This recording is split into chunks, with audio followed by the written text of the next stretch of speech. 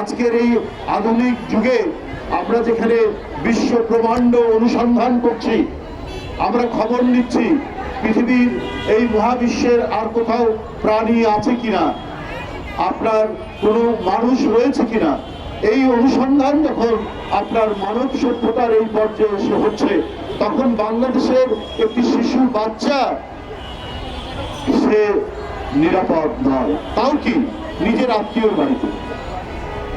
এর চাইতে বেদনাদায়ক, এর চাইতে দুঃখজনক আর কিছু হতে পারে না। এর কারণ যখন রাষ্ট্র এবং সমাজে অপরাধীরা রাজত্ব করে তখন এই প্রকোপ বৃদ্ধি পায়। বিগত 16 বছর শেখ হাসিনার শাসন আমল ছিল অপরাধীদের অভয়ারণ্য। অপরাধী, ধর্ষক, টাকা লুটেরা, স্মাগলার, মাদক ব্যবসায়ী, মাফিয়াতন্ত্র এবং ক্যাসিনোর মালিকদের রমরমা আধিপত্য ছিল আমাদের সমাজে, এবং এই আধিপত্যের কারণেই একটি অপরাধ আরেকটি অপরাধের জন্ম নেয়। কালো টাকার বিস্তারের কারণেই আপনার সামাজিক অন্যান্য অপরাধগুলো হচ্ছে। এত নারী নির্যাতন হয়েছে শেখ হাসিনার আমলে যে এটা বলে শেষ করা যাবে না।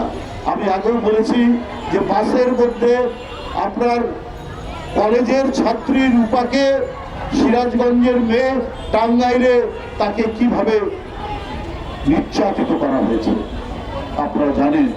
এইভাবে খাদিজা, এইভাবে তনু, এইভাবে মিতু, এইভাবে নুসরাত, একটার পর একটা জীবন চলে গেছে, একটার পর একটা তরুণী কিশোরীরা নিপীড়িত হয়েছে, এবং এটার প্রত্যেকটার সাথেই জড়িত ছিল তৎকালীন ক্ষমতাসীন দলের বিভিন্ন সংগঠনের নেতারা, হয় যুবলীগ, না হলে ছাত্রলীগ, না হলে স্বেচ্ছাসেবক লীগ, না হলে শ্রমিক লীগ।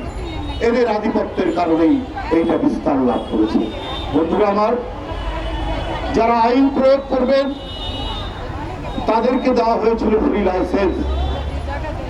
সেখানে কোনো আইন লাগতো না। আইন প্রয়োগকারী সংস্থারা বেআইনি ভাবে বিরোধী দলকে দমনের জন্য এ হলো পন্থা নয় যেটা করেনি। যেহেতু আইন প্রয়োগকারী সংস্থারা তারা জানে তারা বিরোধী দলের উপর অন্যায় করলে পরে রেহাই পাওয়া যায়, সুতরাং তারা বেআইনি কাজ করতে কখনো দ্বিধা করেনি। আমরা কি দেখেছি?